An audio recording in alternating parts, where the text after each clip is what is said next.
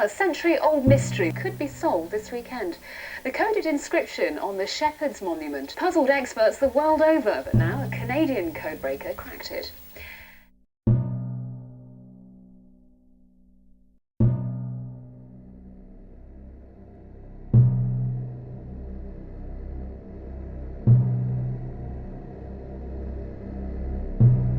Anson carried on the reverse relief tradition that Nicolas Poussin had continued from Leonardo da Vinci. Anson continues it with the cipher below as a statement that yes, there is an order that is passing along very, very explosively impactful wisdom, knowledge, information, and data that would be quite threatening to not only the Roman Church but to Christianity in general, and also to Judaism and Islam as well. That secret had to be protected, maintained, and passed along, and people had to be protected and defended who passed that information along. And as a result, we get this complexity of codes and ciphers.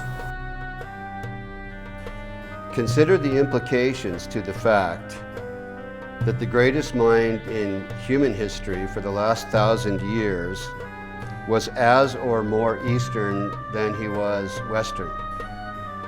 You'll be presented with facts Leonardo himself recorded that will more than suggest he embraced a very mystical understanding of Islamic Sufism, a Sufism that interfaced with the Magi Zoroastrian traditions of his time and that still prevailed in some parts of Azerbaijan. What was Leonardo's secret mission among the Ottoman Turks and the people of Azerbaijan?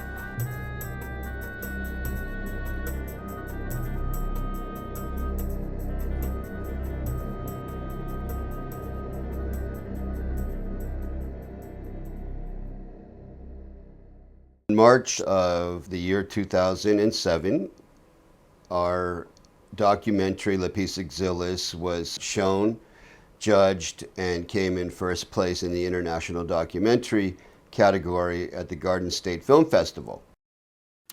There was the evening of the awards presentations, and I was placed at the guest table, sitting next to an individual named Daniel Nazareth, who is a very famous conductor-composer in Europe. We got to talking during the awards, and the subject came up of Leonardo da Vinci in Turkey, and after I had informed Daniel of all of those aspects of Leonardo and how that could be rendered in music, he was quite sure that we could collaborate on an operatic musical. One thing led to another, letters of intent were written, and Gavin Wintz took an interest in doing a documentary, collaborating together, Daniel Nazareth and myself. So some financing was pulled together for me, and I took a trip to Istanbul, thinking that these projects could be rendered as candidates for production and performance during Istanbul 2010, given that both of them had a Turkish subject content. Well, Istanbul was chosen and appointed as the European Capital of Culture for the year 2010 by the European Council of Ministers of Culture. Government backup started, which lasted for, say, a couple of years.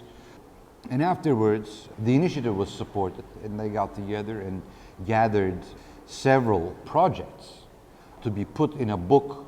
We call it the bid book, to be presented under the umbrella or the framework concept of a city of four elements. It was presented to a jury of culture people, and they said, yes, Istanbul has the capacity, satisfactory potential, to become a European Capital of Culture. And that was their proposal to their Council of Ministers. And the Council of Ministers decided that Istanbul become European Capital of Culture for the year 2010.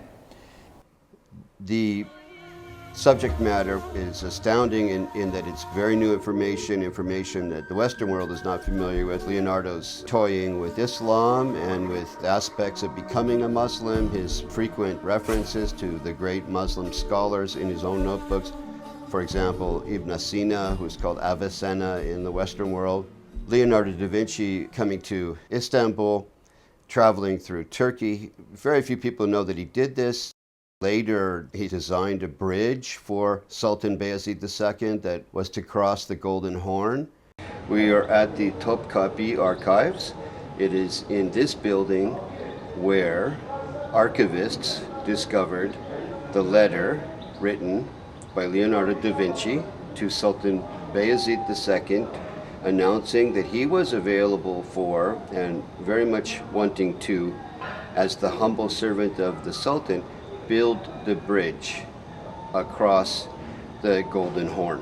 The Italian experts on Leonardo and in the museum system of Italy have become aware and have read the librettos that we've drafted based on Leonardo's music that is ciphered in Pythagorean aspects that were very hard for anybody to make head or tail of in the musical world.